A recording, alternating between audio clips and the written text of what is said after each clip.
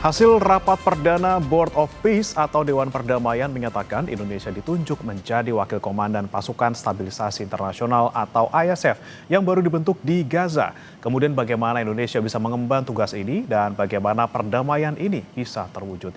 Kita akan bahas bersama dengan sejumlah narasumber yang akan bergabung saudara di sambungan daring. Yang sudah bergabung bersama kami ada dosen hubungan internasional Presiden University Teguh Reza Syah. Selamat pagi Pak Teguh. Selamat pagi, salam dari Presiden University. Ya, dan nanti akan bergabung juga saudara Herman Khairon, Sekjen Partai Demokrat. Tapi sebelum ke Kang Hero yang belum bergabung, kita ke Pak Teguh terlebih dahulu. Pak Teguh, seperti apa kemudian respons Anda melihat Indonesia kemudian ditunjuk di posisi yang strategis ini sebagai wakil komandan dari ISF? Saya pikir penunjukan pada perwira tinggi Indonesia itu sangat wajar ya. Karena reputasi Indonesia yang sudah mengglobal, kita sudah terlibat dalam banyak sekali misi-misi peacekeeping operation di seluruh dunia dari tahun 50-an sampai hari ini. Dan kualitas peacekeeping operation Indonesia itu luar biasa. Mereka sangat terlatih, sudah dilatih lama di Sentul. Kemudian mereka juga sangat memahami hukum internasional. Mereka sangat memahami budaya lokal dan mereka mampu berinteraksi secara lintas budaya. Dan yang uniknya adalah kalau mereka itu didatangkan pada suatu wilayah, itu sudah ditunggu-tunggu oleh masyarakat di situ. Karena masyarakat biasanya sadar bahwa prajurit-prajurit Indonesia itu adalah santun. Santun, kemudian menghargai budaya lokal, dan biasanya kalau terjadi rotasi atas anak-anak kita tersebut, biasanya masyarakat setempat itu menangis karena mereka minta agar didatangkan lagi dari Indonesia. Dan uniknya, kalau terjadi berbagai peristiwa yang melibatkan masyarakat lokal, biasanya mereka minta boleh bantuan pada PBB selama ini ya, tapi khusus di operator di lapangannya orang Indonesia. Karena mereka tahu orang Indonesia itu bersikap adil, orang Indonesia itu bersikap santun dan menghargai masyarakat. Jadi ini adalah hal yang lumrah terjadi. Saya tidak terkejut ketika Donald Trump mengatakan akan meminta atau Indonesia untuk mengirimkan seorang wakil dari ISF, dan Pak Presiden Prabowo Subianto sudah mengatakan saat ini sedang memilih dan selanjutnya akan menunjuk, dan hal ini tidak sulit karena saya perhatikan kaderisasi di TNI itu sudah berjalan berdasarkan prinsip-prinsip meritokrasi. Jadi mereka naik ke atas itu dengan proses berjenjang. Kemudian mereka juga sudah mengikuti pendidikan pelatihan yang sangat bagus di level sekolah staf dan komando, Angkatan Darat, Angkatan Laut, dan Angkatan Udara, dan selanjutnya masuk ke level Sesko TNI. Nanti dari situ akan naik lagi ke level Lemhanas. Dan saya yakin dan percaya bahwa siapapun yang dipilih oleh Presiden nanti untuk menjabat sebagai wakil komandan di Gaza nanti itu akan mampu bertugas dengan baik. Cuman kita hendaknya memahami bahwa International Stabilization Force ini sangat unik ya. Mereka menjalankan fungsi-fungsi tertentu seperti misalnya security and law enforcement. Jadi untuk itu pejabat Indonesia nantinya harus benar-benar memahami bahwa kalau berbicara security dan law enforcement itu akan melibatkan Hamas, itu akan melibatkan pengamanan di perbatasan, kemudian juga akan terlibat dalam pelatihan angkatan kepolisian dari masyarakat yang ada di situ. Kemudian juga aparatur Indonesia nanti akan terlibat juga dalam kegiatan demilitarization. Dalam hal ini mereka akan mengamati bagaimana terjadinya decommissioning. Jadi dalam hal ini adalah identifikasi dari persenjataan, dan juga senjata itu hendaknya diproses sehingga tidak terkesan bahwa Indonesia dan juga kontingen ISF itu berlaku tidak adil. Karena tidak mustahil akan ada juga masyarakat yang memiliki senjata, dan juga tidak mustahil juga ada orang-orang Israel di situ yang memiliki senjata. Kemudian tugas lain dari International Stabilization Force itu adalah humanitarian protection. Jadi untuk itu pimpinan kita nanti di sana dan juga awak dari International Stabilization Force itu harus punya kemampuan mengamati bagaimana jalur-jalur keluar masuk dari Gaza itu dan keluar. Dan juga mereka harus mengamati juga bagaimana secara bertahap pasukan Israel itu meninggalkan lokasi. Jadi ini adalah hal yang tidak mudah, dan saya yakin sebelum anak-anak kita diberangkatkan ke sana mereka sudah tersiapkan untuk itu. Kemudian juga nanti dalam berhubungan dengan pimpinannya konon akan ditunjuk Mayor General Jasper Jeffers dari Amerika Serikat. Akan terjadi masalah baru, semoga bisa diatasi karena Mayor Jenderal Jasper Jeffers ini akan menginduk kepada United Nations Central Command atau CENTCOM, dan selama ini kita belum pernah masuk ke dalam CENTCOM. Nah, jadi untuk itu kita hendaknya menyiapkan suatu transisi bahwa tugas Indonesia adalah sebatas di Gaza dan kita tidak akan terlibat dalam berbagai aksi dari US Central Command di berbagai belahan bumi. Karena itu jangan sampai nanti terkesan Indonesia itu merupakan bagian dari Angkatan Bersenjata Amerika Serikat. Karena kalau kita ketahui United States Central Command itu reputasinya cukup banyak di dunia. Kemudian mereka itu sudah lama berdiri tahun 1983 dengan nama sebelumnya Rapid Deployment Joint Task Force. Kemudian mereka juga terlibat dalam penyelesaian berbagai krisis di Timur Tengah, terutama sekali di Mesir, di Afrika, di Asia Tengah, dan juga di Asia Selatan. Jadi untuk itu kita hendaknya berhati-hati, jangan sampai nanti peran serta kita itu dianggap merupakan perpanjangan dari Angkatan Bersenjata Amerika Serikat. Nah itu dia Pak Teguh yang kita khawatirkan, memang khawatirnya kita jadi perpanjangan tangan dari Amerika Serikat maupun misalnya sekutu dekatnya Israel. Nah kemudian bagaimana kita bisa memastikan peranan kita di pasukan perdamaian ini untuk bisa menjaga security dan juga law enforcement ini, kalau kata Kemlu kan sebelumnya tidak akan masuk ke ranah pertempuran maupun juga pelucutan senjata Hamas. Bagaimana kita bisa memastikan kita tidak terlibat di situ Pak? Disinilah perlunya dan juga pentingnya Indonesia berada di Board of Peace itu sejak dini. Karena dengan kita berada sejak dini, kita bisa membangun kerangka pikir, kerangka job description, kerangka job specification dari stabilization force ini, dan juga terutama sekali bagaimana hubungan antara seorang komandan dan wakil komandan. Dan karena komandannya adalah berpangkat bintang 2, tentunya kita juga harus menunjuk seseorang dengan pangkat bintang 2 tapi juga junior misalnya ya. Kemudian juga kita harus memikirkan secara psikologis, karena kalau kita menunjuk seorang bintang 2 yang lebih senior daripada Mayor General Jasper Jeffers, itu akan ada masalah psikologis. Karena di masa lalu dalam penunjukan seorang pimpinan dari UN Peacekeeping, kita pernah menunjuk seorang jenderal namanya Rais Abin. Tapi ternyata belakangan diketahui begitu jenderal kita bintang 1, ternyata di sana itu pangkatnya sama. Ternyata pimpinannya adalah bintang 2. Jadi agar terjadi efektivitas, maka kita naikkan dulu pangkat dari jenderal tersebut. Kemudian kita juga pernah punya pengalaman dengan Jenderal Hasnan Habib yang menangani hal-hal ini, dan biasanya kalau pimpinan dari Indonesia yang bertugas di sana itu urusan-urusan kepangkatan itu sudah beres di sana. Kemudian urusan pengetahuan atas struktur organisasi itu juga sudah jelas. Kemudian juga aturan-aturan dalam berhubungan dengan tokoh Amerika Serikat ini, dan juga bagaimana cara tidak berhubungan nanti dengan CENTCOM. Karena jangan sampai nanti, kan nggak lucu, jenderal kita hormatnya kepada Panglima dari CENTCOM itu bintang 4 dari Amerika Serikat, dari Angkatan Laut bintang 4 ya. Jadi tentunya hal-hal yang pakewu seperti ini hendaknya kita perhatikan. Jadi saya pikir seorang jenderal dari Indonesia cukup menjalankan fungsi-fungsi wakil, kemudian tapi memiliki kemampuan berinteraksi dengan Amerika Serikat. Dan untuk itu kan saya pikir tadi Pak Presiden mengatakan akan dipilih. Tentunya tidak sulit memilih, karena selama ini saya perhatikan jenderal-jenderal di Indonesia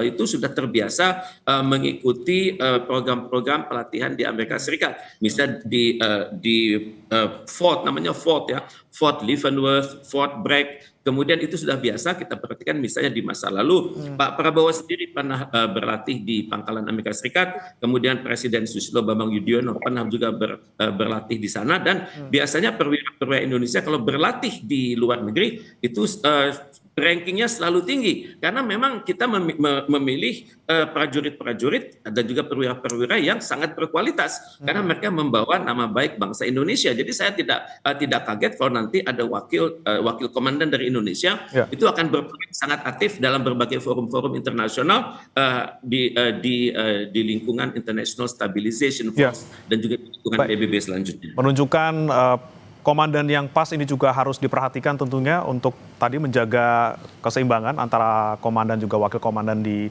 ISF. Sudah bergabung bersama kami Sekjen Partai Demokrat Herman Hairon. Selamat pagi Kang Hero. Selamat pagi. Ya, Kang Hero, tadi kita sudah bahas terkait bagaimana peran dari Indonesia nantinya ketika kita sudah menjadi nih wakil komandan dari ISF. Kalau menurut Anda sebagai partai pendukung pemerintah, seperti apa penunjukan Indonesia ini? Ya, saya kira ini sebuah penghargaan dan diplomasi yang luar biasa. Pak Prabowo tentu memiliki sesuatu atau strategi hubungan luar negeri yang baik. Tentu dengan dasar bahwa kita memiliki politik bebas aktif dan terus menjalin hubungan baik. Dan ini adalah sebuah komitmen ya, bahwa kita bisa menunjukkan bukan hanya pada tataran diplomasi, tapi dengan kesiapan Pak Prabowo dengan 8.000 personil, bahwa ini adalah komitmen pasukan perdamaian, both on ground, yang menurut saya bisa menunjukkan bahwa Indonesia tidak hanya berbicara, tetapi juga menunjukkan kesiapannya. Bahkan ini merupakan wujud terhadap keinginan Indonesia yang ditunjukkan oleh Presiden Prabowo Subianto sebagai bagian dari solusi dua negara. Kalau tentu nanti ke depan pasukan ini bisa menjaga perdamaian dan pada akhirnya kemudian bisa mewujudkan dua negara yang merupakan solusi terbaik dari Palestina, tentu ini juga akan menjadi sebuah perjalanan sejarah. Kemudian juga ini adalah merupakan bagian kepercayaan dari berbagai negara, ya, terutama Amerika, yang saya kira Pak Prabowo karena pernah lama juga di Amerika, tahu bagaimana sesungguhnya memimpin sebuah pasukan perdamaian, dan Indonesia punya pengalaman panjang lah untuk itu. Dan pada akhirnya ini kan juga akan menjadi langkah penting ya, proses diplomasi yang tentu dengan ditunjukkan dengan sebuah nilai-nilai yang bisa ditunjukkan kepada negara lain. Dan ini akan menurut saya akan menjadi kekuatan penting Indonesia ke depan. Ya, oke. Kang Hero, ini yang jadi pertanyaan kami juga. Ini kan Kementerian Luar Negeri dari tanggal 15 Februari sudah menegaskan bahwa Indonesia tidak akan pernah terlibat dalam pertempuran maupun juga demilitarisasi Hamas seperti itu. Tapi dengan peran Indonesia sekarang sebagai wakil komandan dari ISF, kemudian bagaimana kita bisa tidak terlibat kalau kita saja sudah jadi wakil komandan ya seperti itu? Ya kan ini kan sudah satu board ya. Artinya kan menurut saya ini sebuah proses ya, sebuah proses transisi. Jadi dan dengan bagian penting di dalam proses transisi dan menjadi wakil komandan di pasukan perdamaian ini, saya yakin punya cara lah. Punya cara bagaimana pendekatan-pendekatan penting antar kedua negara, diplomasi yang panjang tentu harus diteruskan, dan tentu pada akhirnya ya kita bisa menciptakan perdamaian di sana. Ya kita lihat saja, dan saya meyakini Presiden Prabowo akan punya kemampuan untuk sampai ke arah perdamaian itu. Baik. Pertanyaan yang sama saya tujukan ke Pak Teguh. Pak Teguh, kita sebagai wakil, posisi kita strategis di samping dari komandan dari ISF. Ini kita semakin strategiskah, punya daya tawar yang besarkah juga untuk tidak ikut dalam demilitarisasi, atau justru kita nanti ikut di ikut komandannya seperti itu? Terima kasih. Pandangan dari Bapak Herman Hairon itu sangat jelas itu, karena kita memiliki pengalaman yang sangat banyak di berbagai forum internasional. Banyak sekali misi perdamaian yang sudah kita lakukan di berbagai belahan bumi, dan tentunya kita memiliki data terbaik yang disebut best practices. Dan saya sangat berharap best practices itu dapat dibagikan Indonesia, karena dibandingkan negara-negara lain, ya kita termasuk negara yang paling kaya pengalaman, dan kita termasuk negara yang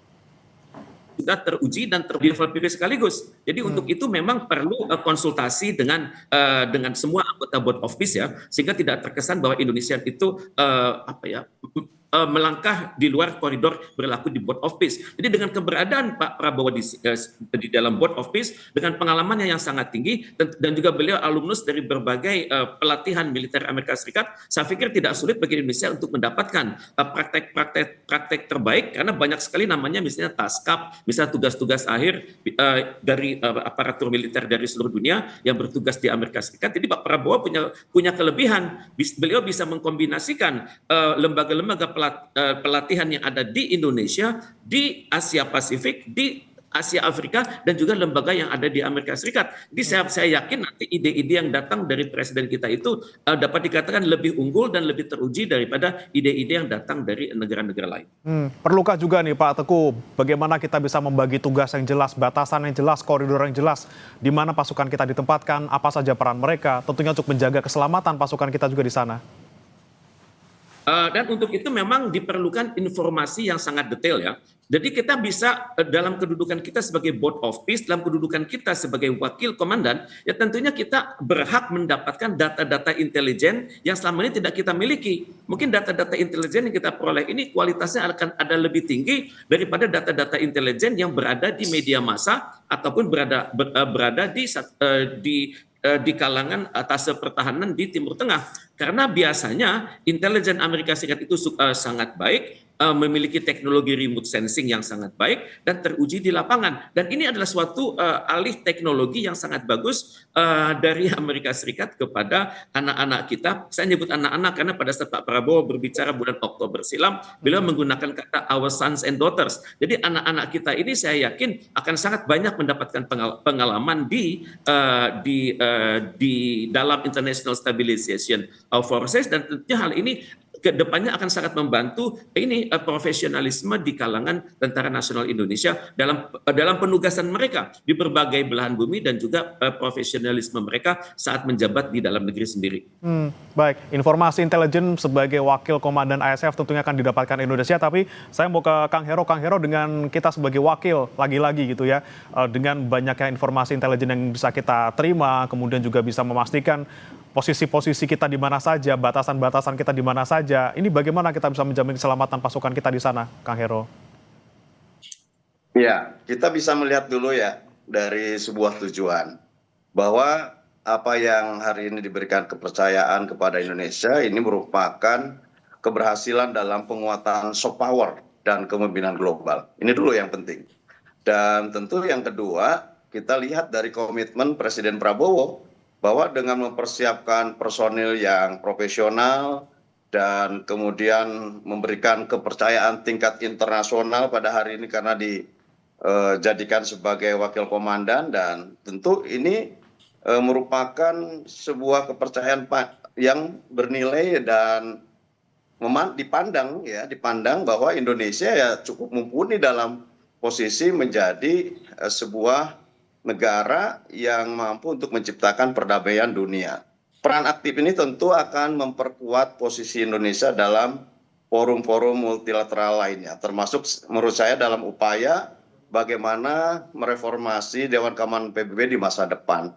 Dan ini merupakan langkah maju lah gitu ya. Dan bagaimana teknisnya nanti tentu berkaitan dengan tingkat keamanan dan lain sebagainya. Ini kan bukan hanya menjadi tanggung jawab Indonesia, tentu ada beberapa negara yang telah bergabung di Board of Peace yang tentu juga di dalamnya ada Amerika Serikat, kemudian ada Israel dan lain-lainnya yang tentu akan membawa hal-hal yang lebih penting kepada meja perdamaian. Dan kita berharap bahwa dengan adanya pasukan perdamaian ini bukan berarti kemudian kita terjun dalam sebuah konflik peperangan, tetapi justru dengan adanya ini adalah merupakan transisi pemerintahan menuju kepada pemerintahan yang teknokratis dan berjalan dengan damai, dan pada akhirnya kita bisa mewujudkan two-state solution. Oke, tadi juga sempat saya bahas bersama dengan Pak Teguh soal siapa kira-kira pemimpin ataupun komandan yang tepat untuk bisa memimpin Indonesia sebagai wakil komandan ISF di Gaza. Kalau menurut Kang Hero nih sebagai partai pendukung pemerintah, ada nggak nama yang diusulkan ataupun misalnya pandangan terkait dengan siapa komandannya?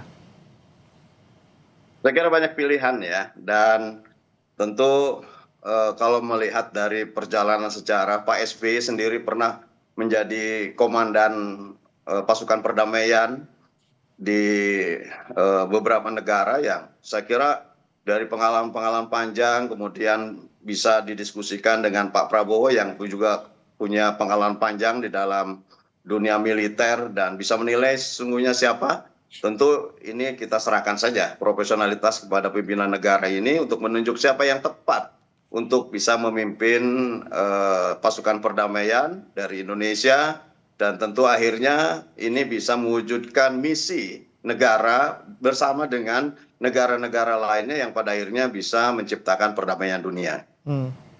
Oke, baik. Tentunya selain soal jumlah pasukan yang akan dikirim ke sana, tentunya kita juga bicara soal biaya, tentunya biaya yang kita harus keluarkan untuk bisa mengirimkan pasukan kita ke sana.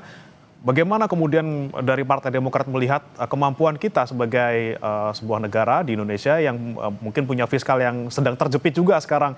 Bagaimana Kang Hero melihatnya?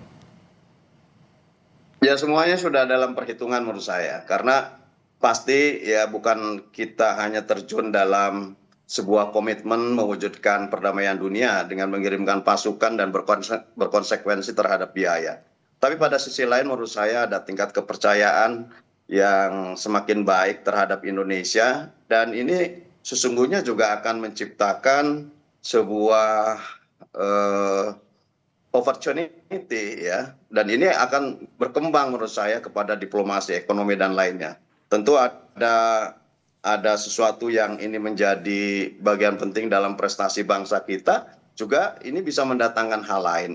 Dalam konteks politik dunia kita semakin aktif, semakin bisa menunjukkan kapasitas, profesionalitas, dan bisa berhasil mewujudkan apa yang menjadi keinginan banyak bangsa-bangsa. Saya kira pada sisi lain juga ini juga akan mewujudkan opportunity lain yang juga bisa meningkatkan perekonomian bangsa. Dan kewajiban menciptakan perdamaian dunia kan bukan hanya menjadi kewajiban bangsa kita. Tentu pada akhirnya nanti hal-hal seperti ini akan menjadi pertimbangan dan saya meyakini Presiden Prabowo Subianto sudah mempertimbangkan dengan matang persoalan konsekuensi dan apa yang tentu menjadi resiko terhadap keterlibatan kita di dalam komitmen ini. Oke, baik. Sudah dipertimbangkan pastinya oleh Pak Presiden terkait dengan biaya gitu ya. Kembali saya ke Pak Tuku. Pak Tuku, ini kita Indonesia tidak hanya satu-satunya negara yang mengirimkan pasukan yang sudah berkomitmen dari 5 negara, termasuk Indonesia, ada Maroko, kemudian Kazakhstan, ada Kosovo, ada Albania juga. Ini bagaimana kemudian kita nanti bisa berkolaborasi, bekerja sama dengan tujuan yang sama mungkin.